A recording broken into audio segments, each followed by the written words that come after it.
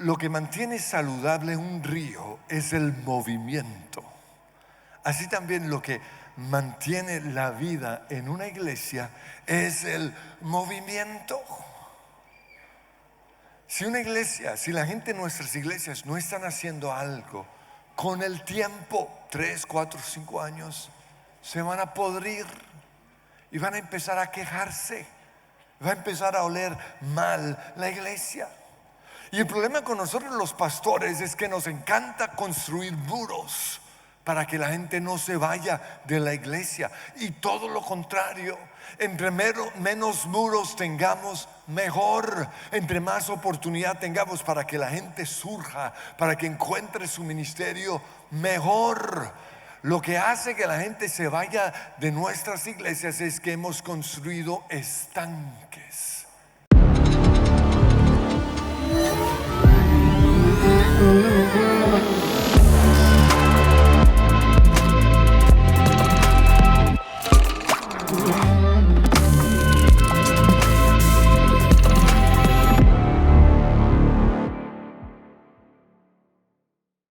Amén, buenos días, se pueden sentar. Y la verdad es que en el horario colombiano estoy 2 horas atrás. Así que si me duermo o algo así, les pido perdón desde el comienzo. Qué privilegio estar una vez más con ustedes. Y quiero hacerles una pregunta. Y espero que escriban, ¿no? Un buen discípulo toma notas porque quiere llevarlo a su casa. Esta es la pregunta: ¿es su iglesia un río de agua viva o como se llama este ministerio, un manantial de vida, o es un estanque de agua podrida? Vuelvo a hacer la pregunta: ¿es tu iglesia un manantial de vida, un río de vida, o un estanque con agua dañada, putrefacta, podrida? No sé cómo lo dirían así, o aquí, perdón. Y otra pregunta: si tuvieran que elegir entre una iglesia con agua viva y un estanque, ¿cuál elegirían? Y estoy seguro que todos elegirían un río de vida. Pero si es así, ¿por qué la mayoría de nuestras iglesias son estanques con aguas estancadas? Y para ilustrar mi mensaje, quiero que vayamos a Juan capítulo 5, versículos 1 al 4. Y quiero que tengan presente lo siguiente: lo que mantiene saludable y lo que le da vida al agua es el movimiento. Dice Juan capítulo 5, versículos 1 al 4. Jesús regresó a Jerusalén y dentro de la ciudad, cerca a la puerta de las ovejas, se encontraba el estanque de Betesda, que tenía 5 pórticos cubiertos, y una multitud de enfermos, y dice aquí ciegos, cojos, paralíticos, estaban tendidos en los pórticos.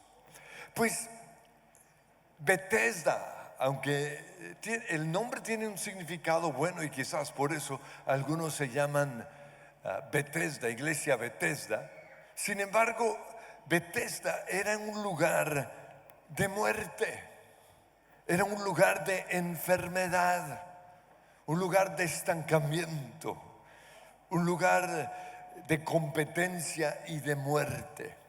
Y todos los que estaban allí estaban esperando el milagrito, o como nos pasa tristemente en Latinoamérica, estaban esperando que se les apareciera la Virgen y los sacara de su pobreza o de su enfermedad. Estaban esperando ganarse la lotería, o estaban esperando casarse con un argentino millonario, por decir algo. Es que por ahí oí que los chilenos se están casando con los argentinos, entonces le están echando ojo a todos esos argentinos.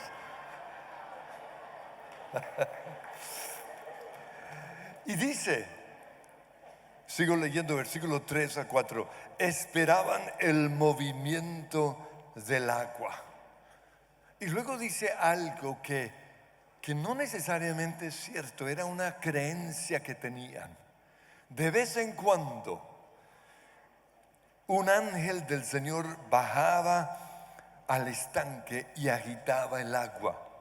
Y el primero que entraba en el estanque, después de cada agitación, después de cada agitación del agua, quedaba sano de cualquier enfermedad que tuviera.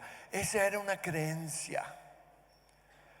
Y lo que muchos creen es que era un geyser, era un movimiento natural de la tierra que de repente sucedía, se movía el agua y los que estaban alrededor, sobre todo los enfermos, cuando se metían se sanaban, pero no por el agua, sino porque se levantaban y caminaban. Porque ¿sabían ustedes que una razón por la cual hoy hay muchos enfermos es porque están en las camas o están en las sillas de rueda? Cuando a mi papá le compramos una silla de ruedas porque él tenía diabetes y perdió una de sus piernas, el momento en el cual le compramos la silla de ruedas fue el inicio de su muerte.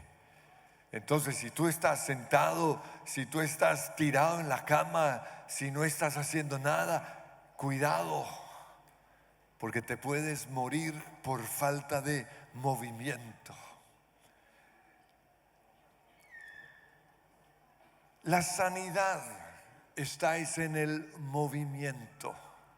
Y sigo leyendo versículo 5. Entre ellos se encontraba un hombre inválido que llevaba 38 años enfermo. Cuando Jesús lo vio allí, tirado en el suelo, y se enteró de que ya tenía mucho tiempo de estar ahí, le preguntó: ¿quieres ser sano? Y él respondió: Señor, no tengo a nadie que me meta en el estanque mientras se agita el agua. Y cuando trato de hacerlo, otro se mete antes. Y aquí vemos la triste historia de muchos de nosotros. Siempre tenemos una razón por la cual estamos enfermos. Tenemos una razón por la cual nuestra iglesia no crece. Siempre que yo voy a otras iglesias, me dicen: no, es que las iglesias aquí no crecen como en Colombia, y me dan una cantidad de razones. Y yo tuve que enfrentar las mismas situaciones. Entonces ya deja de echarle la culpa a que es que en Chile, o que es que en Argentina, o que no. Es el mismo Dios. Esas son fortalezas mentales. Y por eso una de mis fortalezas es hablar, o uno de los mensajes que Dios me ha dado es el poder de la oración, porque mis batallas mentales las gané en el lugar de oración. ¿Cuál es tu disculpa para que tu iglesia no crezca? Porque esa fortaleza está en tu mente.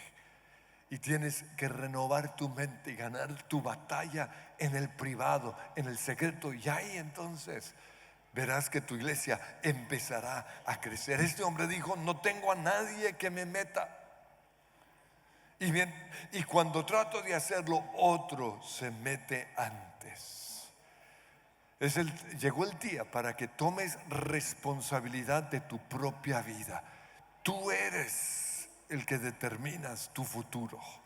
El destino está en ti, no más la nación que te rodea, o el presidente que tenemos, o la situación del dólar. En toda Latinoamérica estamos viviendo lo mismo, pero tenemos que ganar nuestra batalla en la mente. Hoy es el día para levantarnos, tomar nuestro lecho y caminar, porque eso fue lo que el Señor le dijo: haz algo, cambia tu forma de pensar, levántate, recoge tu camilla y anda.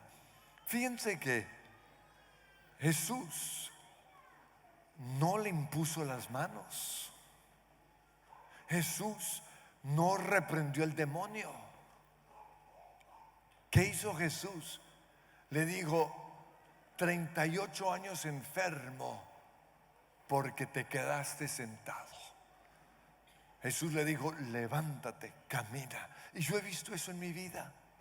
En las mañanas, cuando voy o antes de la oración, si estoy enfermo, yo sé que es una fortaleza mental o un demonio que no quiere que yo vaya a la oración. Por eso me levanto temprano y voy a las 6 de la mañana y estoy allí. Generalmente camino a la iglesia, está mi sanidad, porque muchas de nuestras enfermedades o son mentales o son el resultado de quedarnos echados en la cama. Hoy es el día de tu sanidad, pero el Señor te dice: levántate, recoge tu camilla y anda. Y al hablar de sanidad, no estoy hablando de sanidad física, estoy hablando de sanidad de tu iglesia, sanidad de tu ministerio. Hoy es el día en el cual vas a tomar la decisión de hacer de tu iglesia en Mendoza la más grande en Argentina, tu iglesia en Mar de Plata, no, ¿cómo se llama esas playas bonitas de Chile? Valparaíso o Viña del Mar. Hoy es el día para que te levantes, recoge tu camilla y anda. Entonces, ¿cómo es una iglesia tipo estanque, tipo Bethesda? Pues así como lo que mantiene saludable un río es el movimiento, así también lo que mantiene la vida en una iglesia es el movimiento.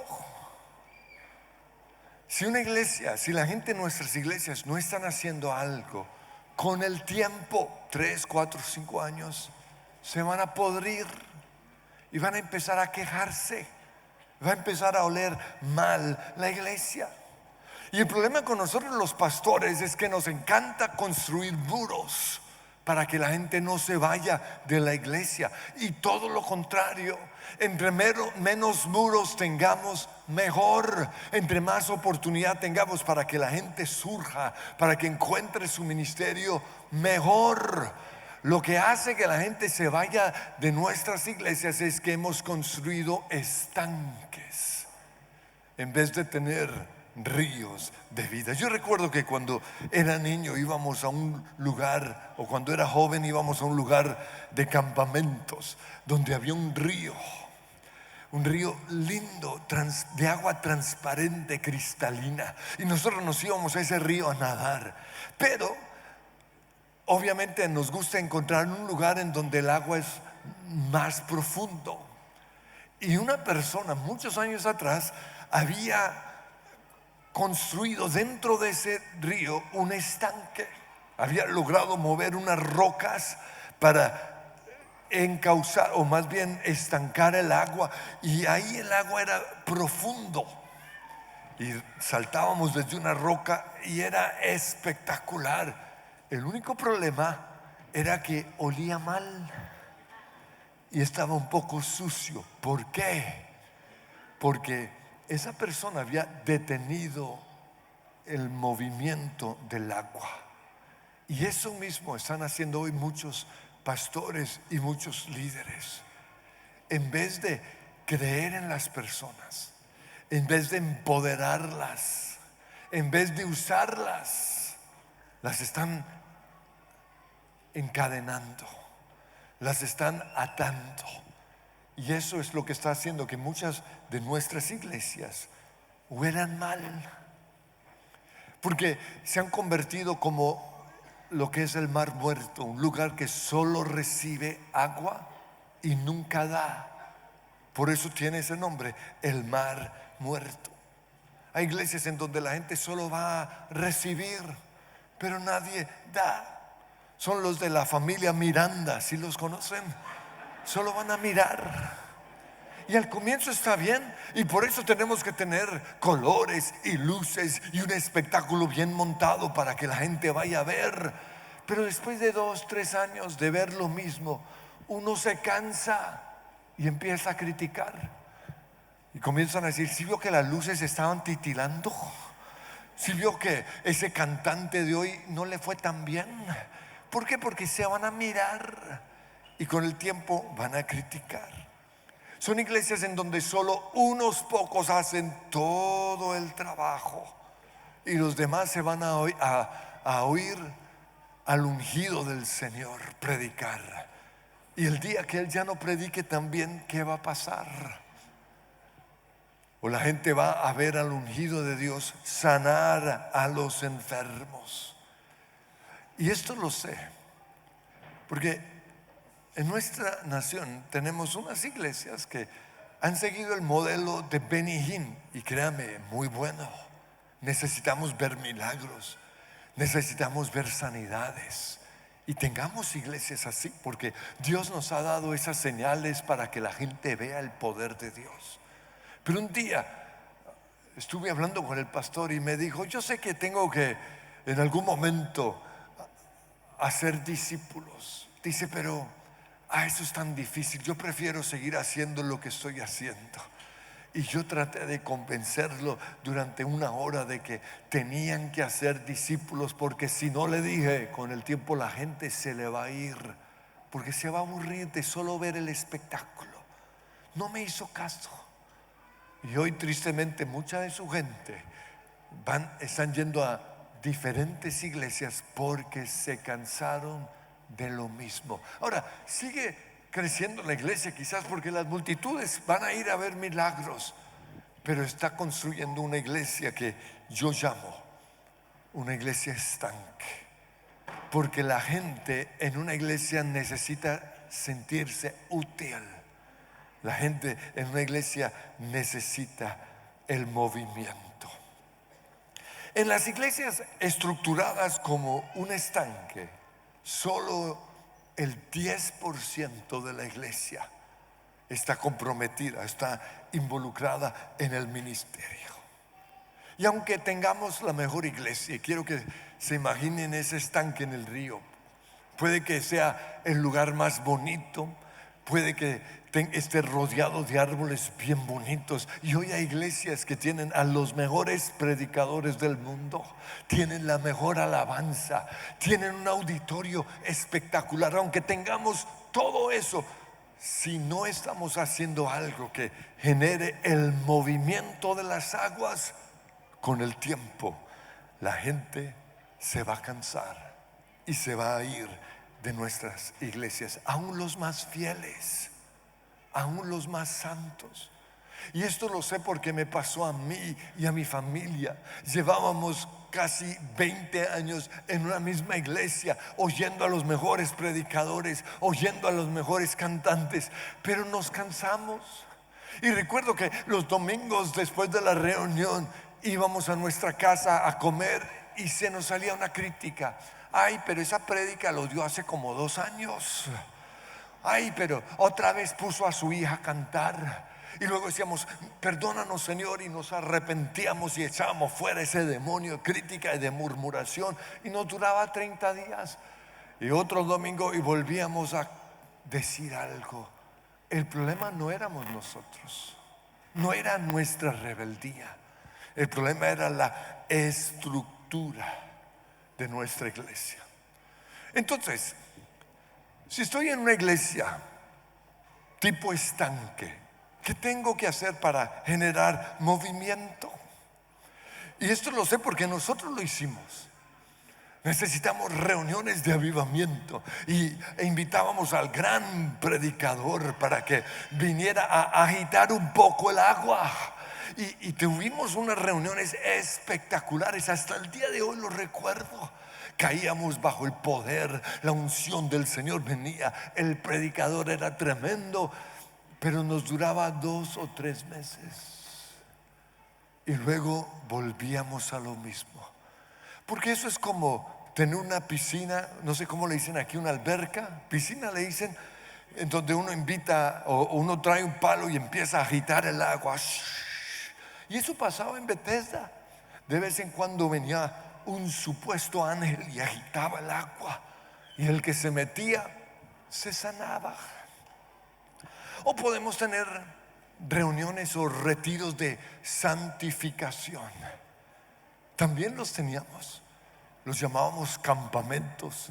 Y nosotros íbamos a esos retiros y nos arrepentíamos. Señor, perdónanos. Y escribíamos el listado de pecados y los quemábamos en una hoguera.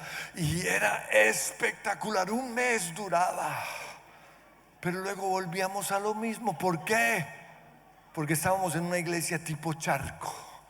Una iglesia estancada. Una iglesia en donde no había una oportunidad para que todos sirviéramos al Señor. Es lo mismo que en una piscina se tiene que limpiar todos los días o al menos una vez cada semana con una aspiradora y sacar todo lo podrido, todo lo estancado. Esas son las estrategias que algunos usan para generar movimiento. Otra cosa que podemos tener es algo nuevo. Entonces, por eso tenemos canciones nuevas.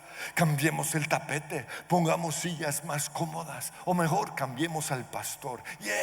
Algo nuevo para dar la sensación de que algo está pasando. Pero esa no es la solución. Hay misiones que cada 4 o 5 años cambian al pastor porque no han entendido que lo que hay que cambiar es la estructura de la iglesia. Lo que necesitamos es una estructura que genere movimiento. Otra cosa que se puede hacer es mantener a la gente ocupada, ¿no? Entonces, por eso en algunas iglesias se han inventado tener reuniones todas las noches. O la persona que se está quejando dice: ay, si sabe que Lucrecia no hace sino quejarse. Listo, próximo domingo la ponemos a recoger la ofrenda y la usan y ella sale feliz. Ya, por fin me usaron. Pero aunque la están usando, no tiene propósito. Y después de 6 meses se va a dar cuenta. A mí me contaron, no sé si es verdad, he tratado de averiguarlo, pero que hay un lugar en el Atlántico en donde en los años en que los barcos eran veleros, no tenían motores, sino que necesitaban del viento, si un barco terminaba en ese lugar, no avanzaba.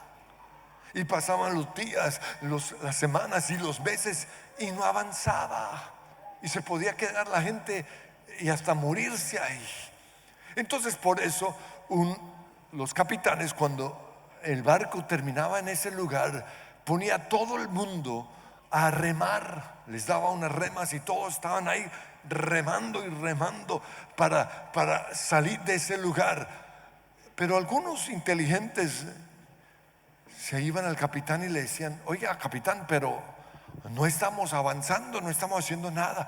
Y el capitán les decía: sí, es cierto, pero entonces ¿por qué nos tiene remando? Dice: porque si no los pongo a hacer algo, se van a poner a pelear, me van a matar a mí. Yo prefiero tenerlos haciendo cualquier cosa aunque no produzca fruto. Y este es el cuadro de muchas iglesias. Están haciendo y haciendo y haciendo eventos y no sé qué, pero no hay fruto. Y nosotros, pastores, tenemos que empezar a analizar: ¿será que nuestras veladas de oración tienen fruto?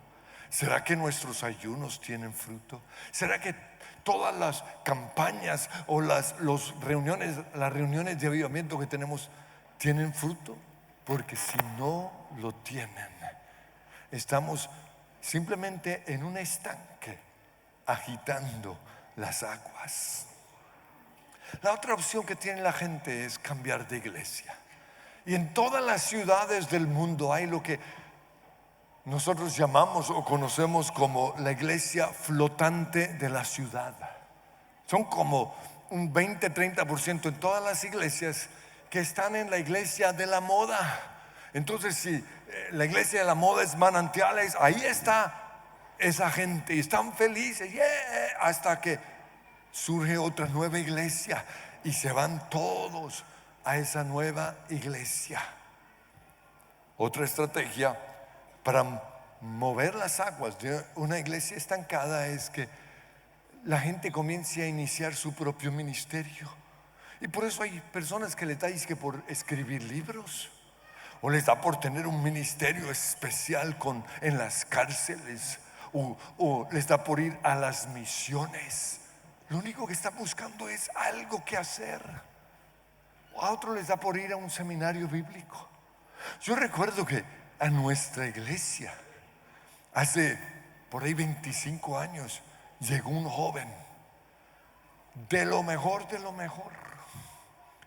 y me dijo, me vengo a esta iglesia porque en la mía no me están usando.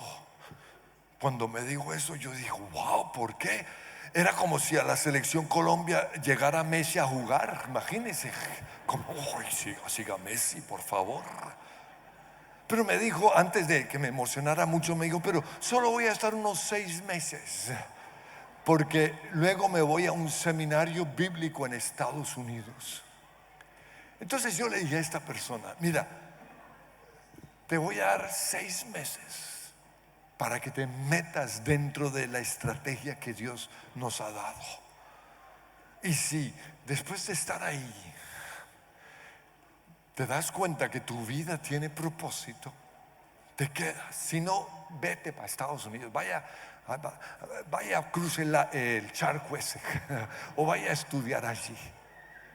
En 6 meses el hombre, uno de los hombres más hermosos, con un llamado impresionante, se sentía tan usado, tan valioso, que me dijo, pastor, me quedo. Hoy él es el pastor de los niños de nuestra iglesia.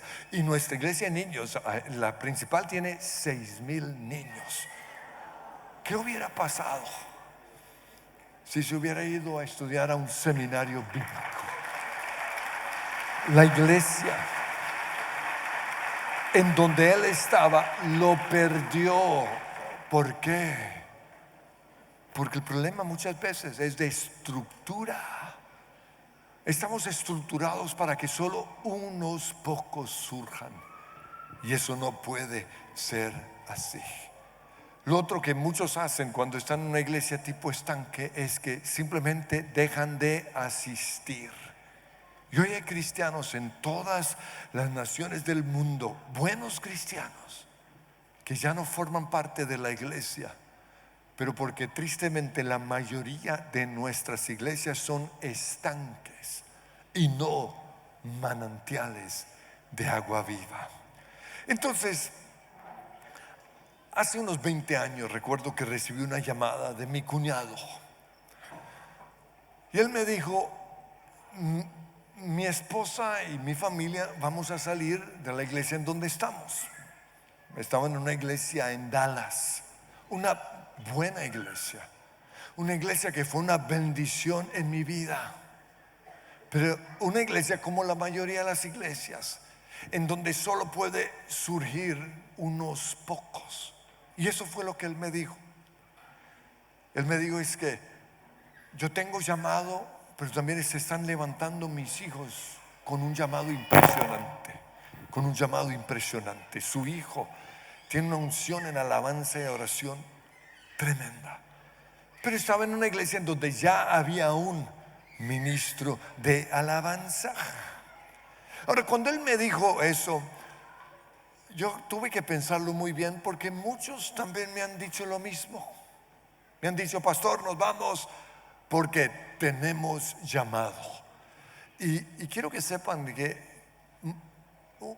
comenzar una iglesia no es un juego, es una gran responsabilidad. Si Dios no te ha llamado, no lo hagas, porque puedes estar jugando con la salvación de muchas vidas. Solo puede iniciar una iglesia una persona con llamado y una persona que ha sido elegida por Dios, como lo fue Pablo.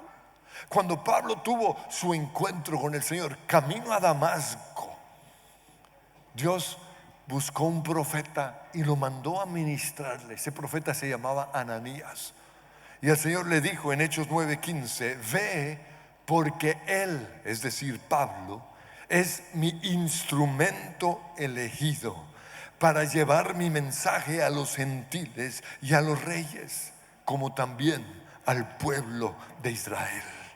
Ahí que vemos que Pablo había sido elegido. Y pasaron muchos años en los cuales Pablo fue fiel a su iglesia en Antioquía. Y yo creo en fidelidad. La iglesia que nosotros lo empezamos después de 17 años de estar fiel en la iglesia en donde yo estaba. Y yo veía la visión que yo tenía, yo la veía, yo la quería, era para esa iglesia.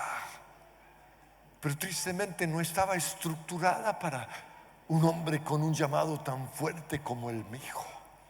Por eso Dios tuvo que sacarme. Yo no creo que ese era el plan A de Dios. Yo creo que lo que Dios tenía era para esa iglesia. Pero hay pastores que han estructurado su iglesia para que solo unos pocos surjan. ¿Y qué con respecto a los demás? Por eso Dios tuvo que sacarme, y mi llamado fue tan claro. No tengo tiempo para compartirles, pero lo que sí quiero decirles es: no hagan algo si no han sido elegidos y si no hay llamado en sus vidas. Pablo se fue a la iglesia en Antioquía y ahí fue formado, ahí fue discipulado, y llegó el día en el cual Dios lo llamó. Eso lo encontramos en Hechos capítulo 13, versículo 1 al 2. Dice: entre los profetas y maestros de la iglesia de Antioquía se encontraba, y da un listado de diferentes hombres, pero luego dice: y Bernabé y Saulo. Y cierto día, mientras estos hombres adoraban al Señor y ayunaban, el Espíritu Santo dijo: designen a Bernabé y a Saulo para el trabajo especial al cual los he llamado. Por eso cuando mi cuñado me llamó y me dijo de su plan de salir con su familia a iniciar una iglesia, yo supe que era la voluntad de Dios.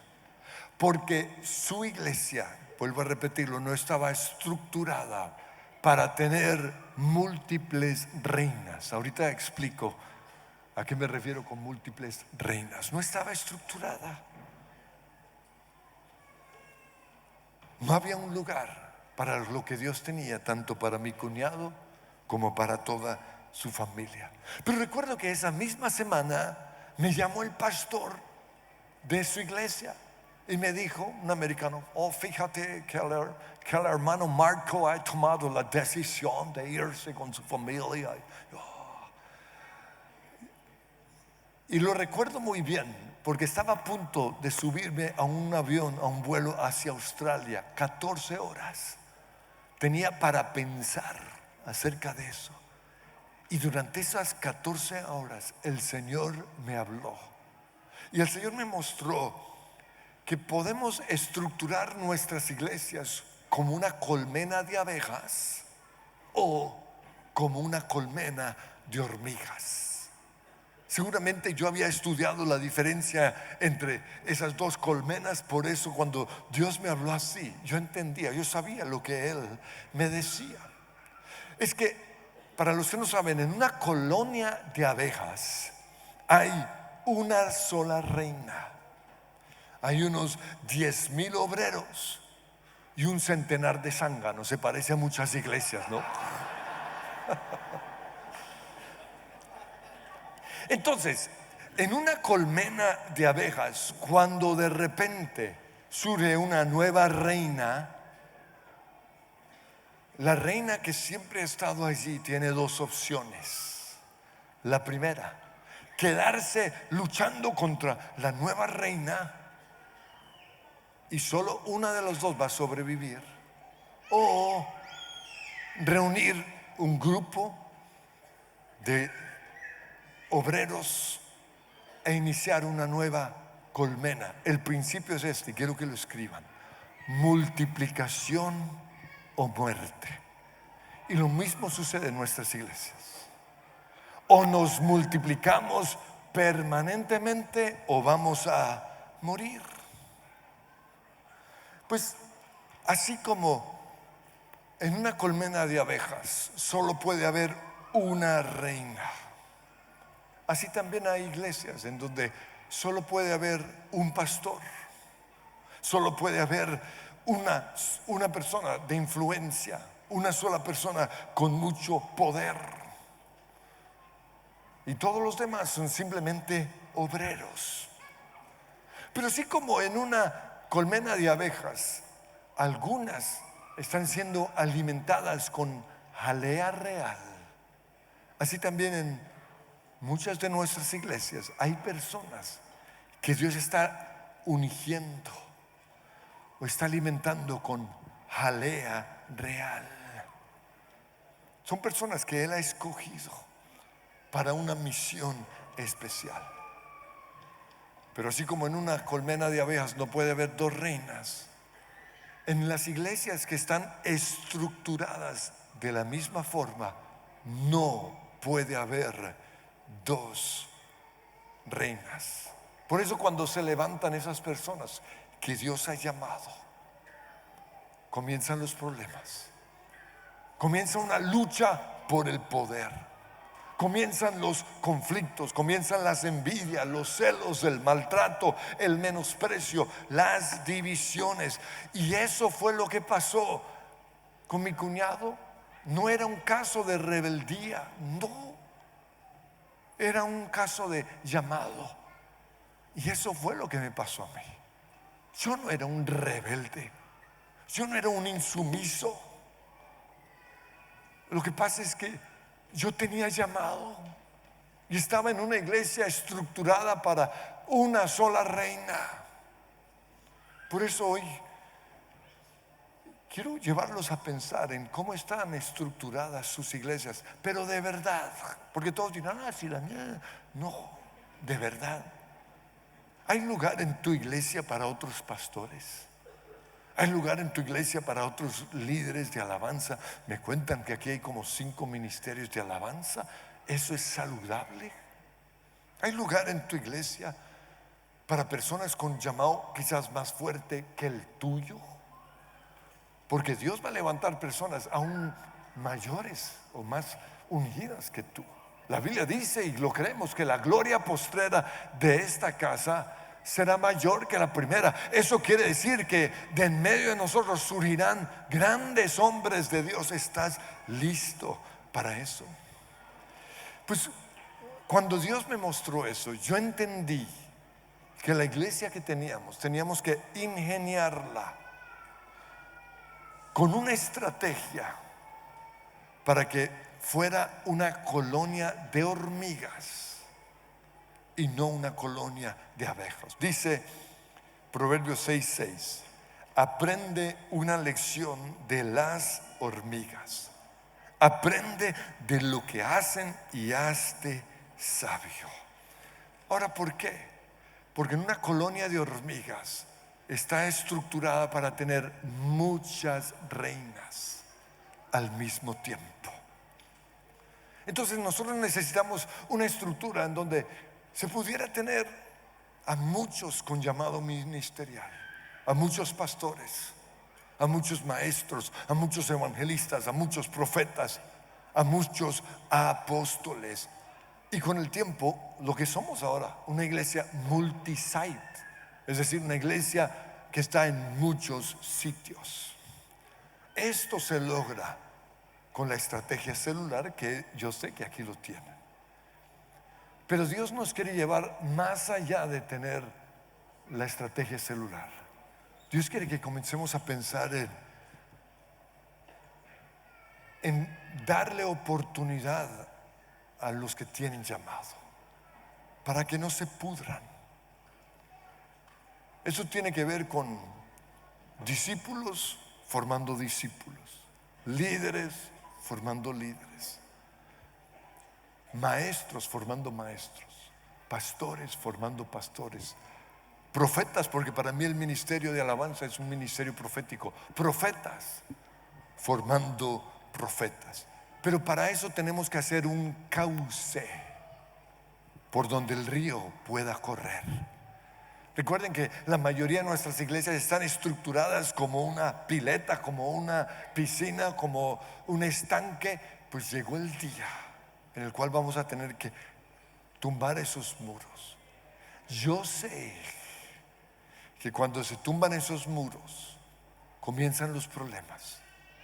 Yo sé que esas aguas estancadas van a comenzar a oler más todavía. Yo sé que todo lo que está ahí guardado va a salir a superficie, se va a ver feo por un tiempo. Pero lo lindo es, y lo sé, porque nosotros lo hicimos, es que vamos a ver un río corriendo. Porque la voluntad de Dios es que la iglesia no sea un estanque, sino un río. Yo recuerdo que un día un pastor me dijo, el problema con la iglesia celular es que la gente se va a dar cuenta que es buena, que sabe predicar, que tiene llamado y todo eso. Y cuando yo lo oí dije, pero usted está loco, eso es lo que Dios quiere. Yo sé que eso tiene problemas, pero es que nuestro llamado son los millones y millones y millones de personas que cada día se va a ir al infierno. No se trata de mi chuzo, no se trata de mi pileta, no se trata de lo mío, se trata del reino de Dios que tiene que ser un río. Entonces, pastores, los quiero desafiar para que vayan a sus iglesias y trabajen en su estrategia. Usé la palabra ingeniar porque cuando comenzamos a hacer esto entendí que lo que estamos haciendo no es un diseño, es un ingenio. Por eso la gente estudia ingeniería. Y en cierta forma nosotros los pastores somos ingenieros. Tenemos que ingeniar una forma, una estrategia para que la persona cuando llegue a nuestras iglesias sepa exactamente el cauce por donde debe ir. En inglés lo llaman un pathway. ¿Está claro el pathway o el cauce de sus iglesias? Y tiene que ser un cauce que permita que ellos primero sean salvos, tengan seguridad de su salvación, tengan las 5 disciplinas del cristiano muy bien aprendidas, pero también en la práctica leer la Biblia, orar todos los días, ser guiados por el Espíritu Santo, estar plantados en la iglesia y estar evangelizando. 5 disciplinas, eso lo tienen que tener muy claro. Pero luego ya cuando eso lo tienen, es necesario que vayan a un retiro, no sé cómo lo llamen ustedes, en donde sean liberados. Porque el discipulado se inicia con la liberación. Pero no solo eso, asegúrense que después de ese retiro tengan aún más tiempo de ministración individual. Nosotros le damos 3 meses en donde el que está formando un nuevo discípulo tiene que estar todos los días con esa persona, metiéndose al rancho, haciéndole preguntas. ¿Cómo estás en tu parte sexual? ¿Cómo estás con respecto al ocultismo? ¿Cómo estás con respecto a tu mente? ¿Cómo están tus heridas emocionales? Esto es un cauce. Y nuestro proceso de formación dura casi 1 año y medio, porque queremos asegurarnos que los que pasen por el proceso sean totalmente liberados, pero también que tengan una gran fortaleza en la palabra del Señor. Por eso los reto. Y se me acabó el tiempo. Quiero terminar con una palabra, y es la palabra empoderar. Porque el problema nuestra tendencia es que creemos que solo nosotros lo hacemos bien. Es muy común oír en las iglesias frases como la siguiente: es que si yo no lo hago, no se va a hacer bien. ¿Desde cuándo? Eso se llama el espíritu de control. Eso se llama la dictadura que quiere controlar a nuestras naciones. Iglesias, tenemos que ser libres de eso. Y para esto es necesario entender la diferencia entre delegar y empoderar. Porque hemos logrado como iglesias avanzar al punto de delegar, pero no estamos empoderando. Y yo recuerdo una vez que un predicador nos habló de la diferencia sobre esto, y hasta el día de hoy me quedó en la mente.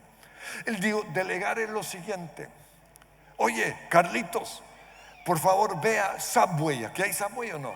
Sí. Por favor ve a Subway y me traes un sándwich de tomate, aguacate, jamón dulce o no sé qué, y queso, por decir algo. Eso es delegar.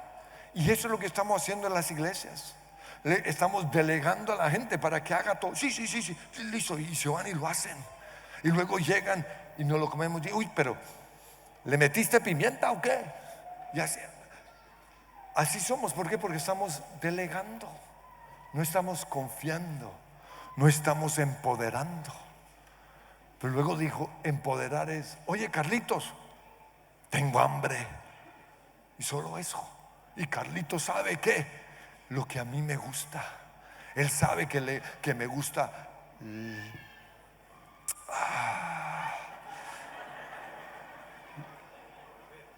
la carne argentina. Oh.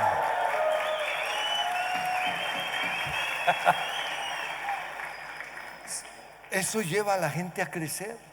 ¿Por qué? Porque estudian qué es lo que le gusta, cómo le gusta, a qué hora le gusta fresco, le gusta, y traen exactamente lo que a nosotros nos gusta. Pues yo veo hoy muchas iglesias en donde se sigue con esa mentalidad de solo delegar. Para empoderar necesitamos en primer lugar formar a las personas y formarlos bien. Lo siguiente es empoderarlos, es decir, confiar en ellos, creer que lo están haciendo bien y más o menos decir, ve, hazlo. Pero luego hay que supervisarlos. Jesús supervisó a los discípulos, los empoderó, los mandó a echar fuera demonios, a sanar a los enfermos, a predicar. Pero luego ellos volvieron y Jesús los supervisó y seguramente les corrigió ciertos errores. Y ese es el cuarto punto, corregir. Pregunto, ¿están ustedes empoderando a las personas en su iglesia? Voy a muchas iglesias alrededor del mundo y oigo a los predicadores, o más bien veo el show de un solo hombre y me da mucha tristeza. Cuando sube otro a predicar es porque el pastor no está y el que sube es malísimo. ¿Por qué? Porque no lo han usado, no lo han empoderado. Desde el comienzo yo decidí empoderar a mis predicadores. Y yo puedo decirles que los predicadores de nuestra iglesia son mejores que yo, pero no les digan. Son buenísimos. ¿Pero por qué? Porque confía en ellos. Yo conozco lugares en donde el pastor les da el mensaje, esto es lo que quiero que prediquen. Eso no es empoderar, eso no es confiar. Pero es que necesito saber en qué están predicando. Pues vaya y óigalos. Yo los empoderé, confié en ellos, les di el púlpito y yo me siento todos los domingos, o sea, cuando yo no predico, porque estoy en gira por las otras sedes que tenemos, o el sábado o el domingo a las 7:30 me siento ahí a recibir. Y ellos me dicen, ¿quiere orar? ¿Quiere hacer algo? Le dije, no, yo hoy soy un miembro común y corriente, solo vengo a recibir. Y en las predicaciones de ellos yo he sido sanado, yo he sido inspirado, yo he sido confrontado, yo he sido retado. Y cuando es necesario, yo voy y les digo, no, les digo, oye, tu teología hoy no estuvo muy bien. Y lo hago porque mi mamá me lo hace a mí, que ella viene y tu teología. Pero casi no me toca hacer eso. ¿Por qué? Porque eso es tener un río por donde el río corra, o sí, un surco más bien por donde el río corra. Quiero que nos pongamos en pie y quiero orar por ustedes, pastores. Señor, te doy gracias por los pastores, por los líderes, por los equipos de trabajo que tenemos aquí hoy. Y te doy gracias, Señor, porque han sido llamados. Te doy gracias, Señor, por la casa que los cubre, por manantiales. Te doy gracias por lo que ellos han hecho, por los pioneros. Gracias, Señor. Y como tú mismo le dijiste a los discípulos, hoy les digo a ellos, ustedes han cosechado lo que no les costó trabajo, porque otros han hecho el trabajo duro. Otros han sembrado con lágrimas. Otros han muerto por lo que vemos hoy en Chile y en Argentina. Pero Señor, tú les has encomendado ya esta responsabilidad,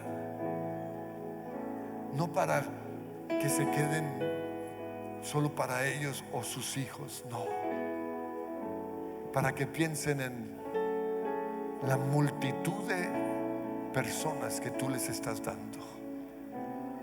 Y Señor, te pido que en este momento sus ojos sean abiertos y puedan ver que ese que hemos etiquetado como problemático, que hemos identificado como buscapleitos o como rebelde o lo que sea, Señor, muéstrales que quizás tú los estás ungiendo con jalea de realeza y lo que necesitan es alguien que crea en ellos. Lo que necesitan es que los empoderen. Lo que necesitan es que